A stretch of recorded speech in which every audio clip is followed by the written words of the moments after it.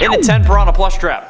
Piranha Plushtrap is Plushtrap's second skin in FNAF AR and the third skin in the Wicked Tides event. He was released on June 7, 2021 after being delayed by 3 days for unknown reasons. Alright, we made a community post about this one, and personally I think that this is one of the scariest FNAF AR skins ever added. Piranha Plushtrap is hardly like the original Plushtrap, but this one is much worse. Being made of a more organic flesh-like material, even having realistic gums, his mouth is littered with long, thin, sharp teeth, and his eyes are extremely small and glow an ocean blue. What the hell? On the sides of his head there are 2 glowing orange gills, and his feet glow that same orange. His hands also have orange webbing in between his fingers that stretches when they move, obviously that's what webbing does, and his ears are covered in small barnacles. And his mouth, stomach, and right leg, oh don't get me started, they're covered in algae.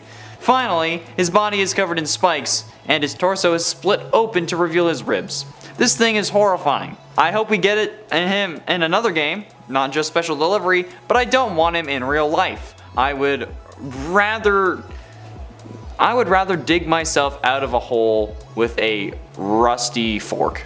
Honestly. In at 9, Golden Freddy. Golden Freddy is a mysterious ghost-like entity that takes the form of a yellow animatronic bear. He plays a prominent role in the FNAF series, although his origins are cryptic and unknown. But many speculate that Crying Child, at least at one point, possessed the animatronic, which would be an easy confirmation to make in the movie, but I mean, oh well. On the other hand, many also believe that Golden Freddy is possessed by Cassidy, and that Cassidy is also the vengeful spirit, aka the one you should not have killed from Ultimate Custom Night, although in my research it is much more likely that Crying Child is the vengeful spirit and that Cassidy is the one that possesses Golden Freddy. Since firstly it makes for a better story, and in all honesty Cassidy has no significance to the greater story, or at least they have less significance than Crying Child. However, while confirmation for any explanation would be appreciated, I'm glad that this ain't real, alright? I don't need to be hallucinating, okay? I already see weird things enough, and these things are real, especially when I have to scroll through things for FNAF research, so I would rather not hallucinate, like posters changing, or someone saying it's me in front of me. I don't want that, alright? So, it's a good thing Golden Freddy isn't real, otherwise I would probably have already been put in an insane asylum, instead of them trying to. And at 8, Vanny. Vanny is possessed by the digital virus Glitchtrap, a form of the serial killer William Afton, and appears as the main antagonist of FNAF Security Breach. It's revealed in the Princess Quest minigames that she was actually the main protagonist of Help Wanted, where she was first corrupted by Glitchtrap. She also plays a role in FNAF AR Special Delivery. In Help Wanted, Vanny has some uncertainty in her voice when she was confronted about her task, implying that she, at first, wasn't fully ready to actually kill people. However, by the time the Security Breach came around, she seemingly has killed at least 9 people at the Pizzaplex, as seen in a newspaper article in The Bad Ending. However, that could also just be A and Gregory, since one of the kids looks like him, meaning that those kids who have gone missing are just kids whose profiles got wiped out and aren't necessarily dead. In Security Breach, Vanny is also shown to have a sadistic personality hidden behind a childlike flamboyance.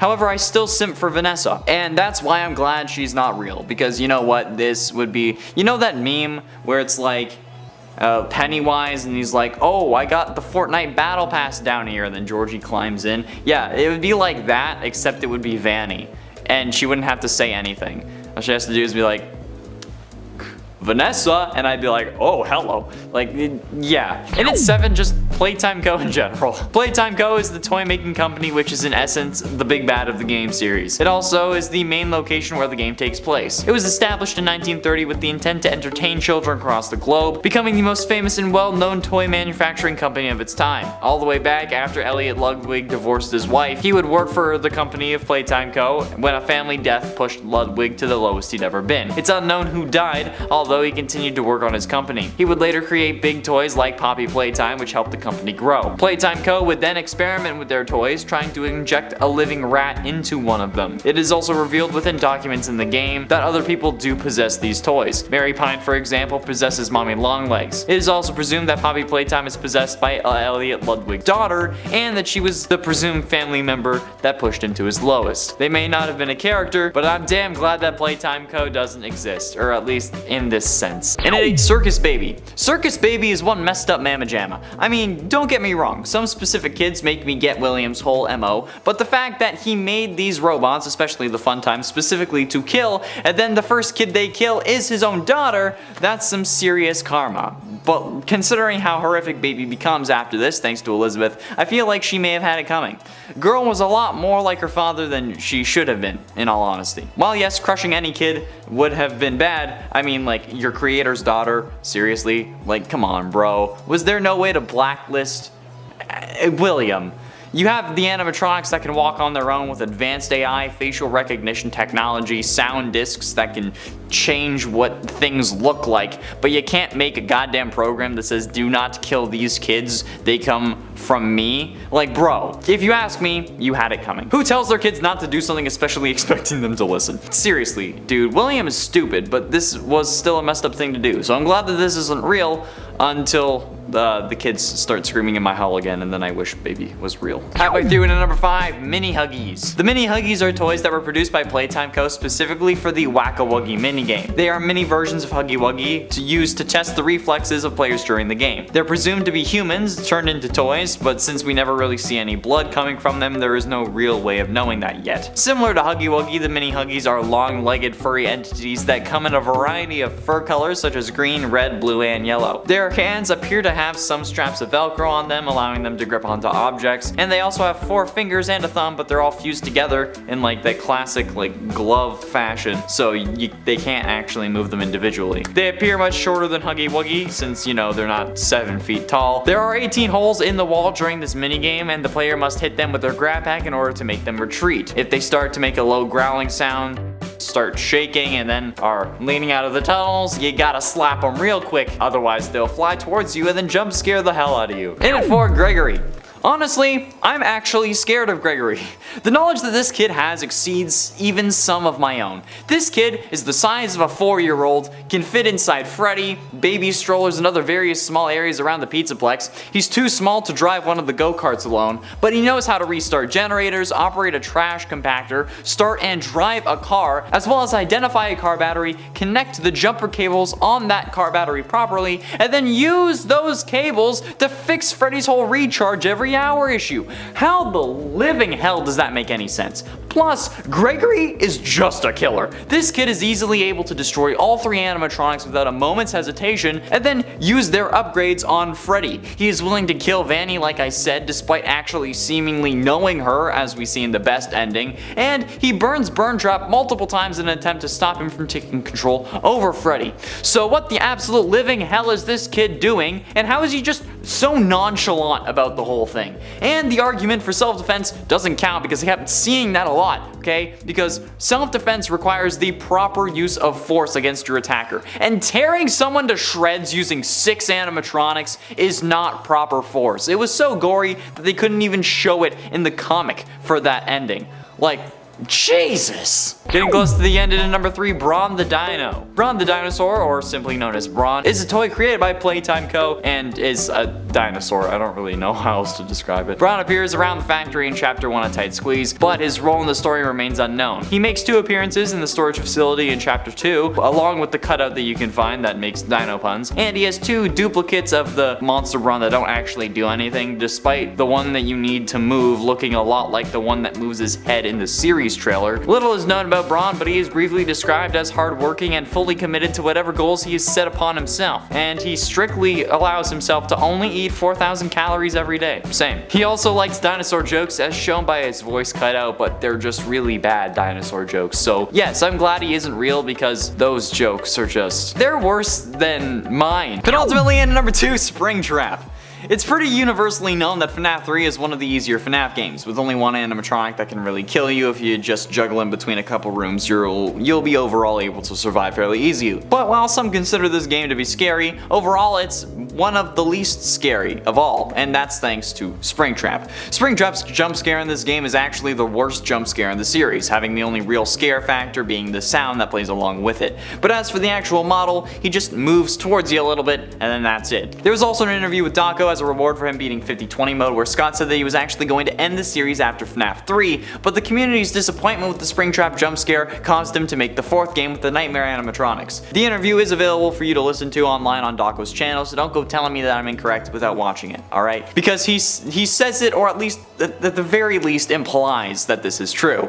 It's been a while since I watched it, so I can't remember exactly, but no matter what, if Springtrap was real, that would also mean that Afton is real. And you know what? I don't want to deal with that. So yeah, he's my number 2. And finally, in at number 1, the Nightmares.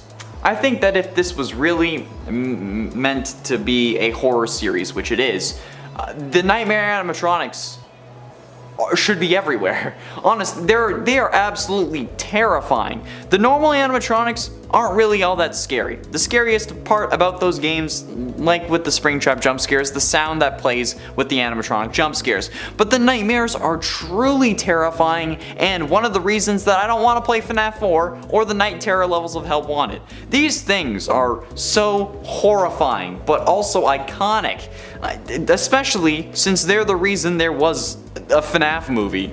And like, my nightmares are already screwed up enough, alright? Especially with all the things that I've seen looking up FNAF, alright? It's not your typical nightmare, I'll tell you that. But if they were real, and I actually had to defend my room against these animatronics, I don't think that I would. I think that I would just let it happen, because you know what, that's too stressful for me, and I'm kind of over it. So, yeah.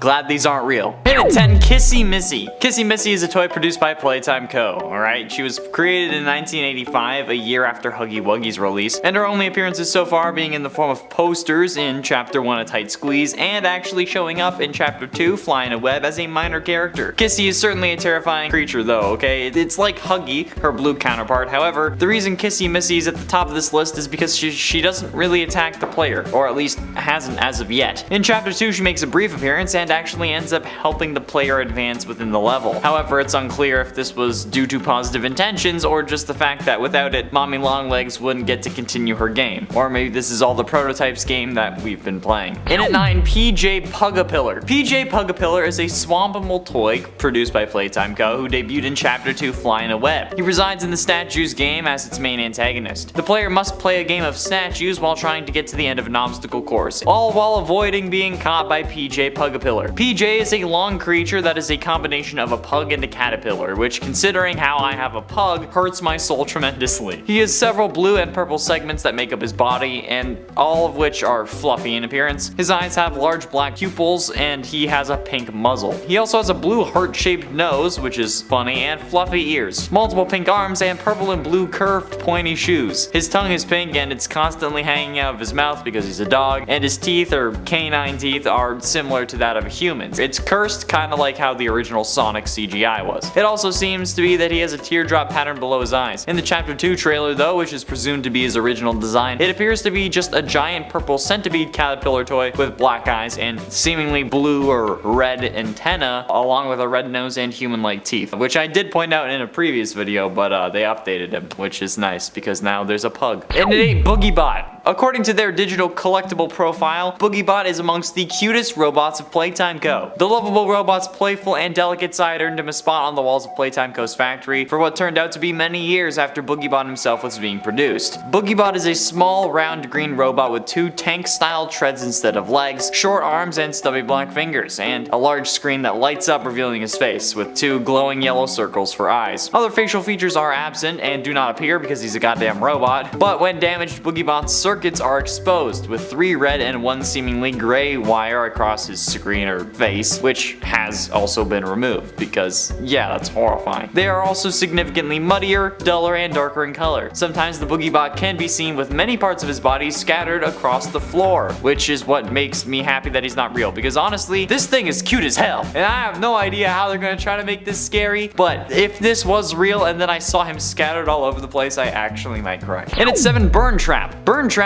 is higher on this list because, while some people may consider him a waste in Security Breach, it was certainly a surprise. We figured that Afton would come back, as he always does. However, we never thought that he would actually come back like this. We figured that there would be more ceremony to a resurrection. However, Burntrap was certainly not expected, or at least I didn't expect a new form of Afton to appear. I figured that we'd have Scraptrap or even Glitchtrap, but no. During the fight against him, Burntrap walks between 3 different rooms on the other side of the underground pizzeria. Gregory has to watch for which room Burntrap is currently in, and then press the corresponding button when he attempts to take control of Glamrock Freddy.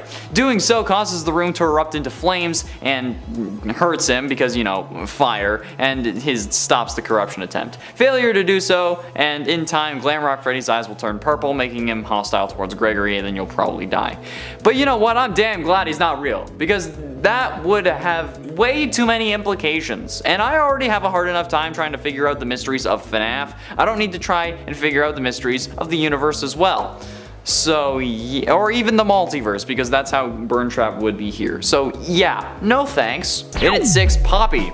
Poppy Playtime is the first toy produced by Playtime Co, who debuted in Chapter 1 A Tight Squeeze. She is the namesake for the game series, first appearing in the end of Chapter 1 as a minor character, and then later reappearing in Chapter 2 flying a web. Poppy is a small doll with chalk white skin like me, freckles, and rosy cheeks. She has red curly hair tied up into 2 pigtails, held with a pair of powder blue ribbons. The way light reflects off her face also suggests that she may be made from porcelain or some form of a glazed ceramic. She wears a large powder blue gown and long frilly sleeves adorned with numerous frills and bustles and a pair of black Mary Janes, whatever that means. She also wears deep red lipstick for some reason, even though she's like a literal kid's doll. She also has thin black eyebrows and a pair of uncannily realistic looking blue eyes framed by long eyelashes, which is creepy as all goddamn hell. In Chapter 2, she actually seems to be an ally to the player, until the last moments where you're about to escape on the train, but she says that you're too nice to let go, and then traps you even deeper within the factory, which I was calling when I started playing it. I could tell that she was just being that fake kind of nice. Halfway through in at number 5, RWQFSFASXC.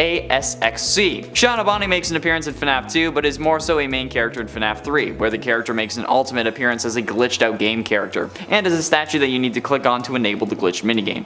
It's weird, okay? Shadow Bunny has also made an appearance in the FNAF AR game. This character has been everywhere. RWQFSFASXC is just a pitch black version of Toy Bonnie with glowing eyes and teeth. It's pretty weird when you think about it, and in all honesty, it doesn't really make sense, but who knows, alright? It's Shadow Bunny. No matter, being just a void of pitch black energy can make any animatronic scary, and honestly, we don't know how Shadow Bunny came into being. There are some theories that it was someone who got spring locked in the suit before Afton, or that somebody got killed, but we don't know for sure, and that makes it even scarier. Either way, I'm glad that this thing can't haunt me in real life, because I really do like lighting. I like electricity. Yeah, if Shadow Bunny was real, I would be rough. I would be in a rough spot. Honestly, streaming would be difficult. And for Bunzo Bunny. Debuting in Chapter 2, Flying a Web, Bunzo Bunny first appeared in the musical memory minigame, and his toy versions are later on seen being produced near the water treatment facility. Bunzo Bunny is an anthropomorphic yellow rabbit with black eyes, 2 large buck teeth, and 2 long yellow ears. Oh god, I know where this is going. He also has a green party hat and green overalls with 2 large green buttons holding them together. He has 2 large golden cymbals that he claps together like I'm clapping them Chica cheeks. His cheeks on his face are orange, alongside the inner part of his ears also being orange. He has small tufts of fur seen on his chest and the top of his head, and Bunzo acts as one of the mechanics and main mascots for the game for musical memory, in which he will lower towards the player as they play the game, and if you end up getting an error in the game's pattern sequence, he starts moving faster. Or if you just fail the game quickly within the timing of Bunzo's descent, you will get jump scared, because that's right, he will kill you, apparently, if you don't hit the right buttons. A few minutes after the player leaves the game area, faint thrashing noises as well as the sounds of Bunzo's cymbals can be heard. This implies how Mommy Longlegs kills Bunzo off screen for failing to get rid of the player. If the player ends up returning to the game station near the end of the game, you can actually see Bunzo's corpse, which is terrifying. Getting close to the end, in number 3, Chica. While it may seem counterintuitive for me not to want Chica to be real, I think it's probably best if she isn't. You see, I have this perfect scenario in my head that works well enough that I'm satisfied with the story that I've concocted about the relationship between Chica and I. However, if it was real, that would first make all the things even worse. than they already are, in the sense that I'd be talking about a real thing and not a video game character. And then I'd have the awkward moment of her or her creator possibly knowing that I've said all these things.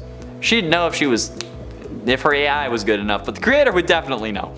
And let's be honest, things would not play out like I say they would play out if Chica was real, okay? I wouldn't have all the attention, she wouldn't be chasing me, plus she's a robot and that's probably sad. We all think the movie Her is incredibly cringe, right? I feel like that's a general consensus. Well, if Chica was real, I would be dangerously close to living that reality. But this way, it's harmless fun. If she was real, it wouldn't be. Could a robot sue me? Her creator could. But ultimately, in at number 2, Huggy Woogie. As the antagonist of Chapter 1, I think we all understand why he's on this list, but he's the mascot of Playtime Co. and one of the company's most popular toys. But luckily, he was last seen falling into the abyss of the toy factory at the end of Chapter 1. Huggy Woogie is a tall, slender creature covered in thick, bright blue fur. His arms and legs are also covered in this fur, and he just has several, feet worth of legs. It's terrifying. The hands have large Velcro straps on them as well, just like the mini Huggies, and his feet possess 4 digits, including thumbs, but again, they're all fused together so he can't move them individually. But he can still chase you, which is terrifying. His torso is stout and disproportionately small in comparison to his long limbs, but again, that's the point. That's what the whole thing is about. That's why he's a toy. On his face are oversized, bright red, cartoonish lips, but when he gets aggressive, or I guess when he gets hungry, he's the same, but with rows of razor-sharp, needle-like teeth, like a demented blue furry shark. I'm damn glad that he isn't real, but he also isn't Experiment 1006, which I called a while ago. I mean, I said we were 1006, but maybe this other mother is a piece of us, okay? I don't know. That's why it wrote the note, right? It wrote the note. I feel like that's pretty obvious. And finally, in at number 1, Mommy Long Legs. Mommy Long Legs, otherwise referred to as Experiment 1222 or Mary Pine, which is her real human name as listed on the transfer request you can find in the game, is a toy produced by Playtime Co, who debuted in Chapter 2 Fly in a Web as its main antagonist. In her angry form, Mommy Longlegs takes on a deranged and annoyed appearance, kinda like my mom. Her entire body becomes withered and covered in grime, and in her sinister form, her appearance remains almost identical to her angry state, except that her eyes become completely dilated and she will no longer blink, which is horrifying. Her hair becomes twisted and mangled, and her fingers become very elongated. She also will twist and bend her body to even more unnatural shapes and angles, and throughout the events of Chapter 1, Mommy Longlegs ropes the player into participating in multiple games, in which she claims that she will hand pieces of the train code over to him if he wins. Mommy Longlegs, however, does everything in her power to prevent the player from actually winning and trying to kill them in the end, such as rigging the games that she's forcing the player to participate in, like including the pi math symbol and more in musical memory. So yeah, I am 100% glad that this Freudian psycho spider thing isn't real, otherwise I would probably actually die.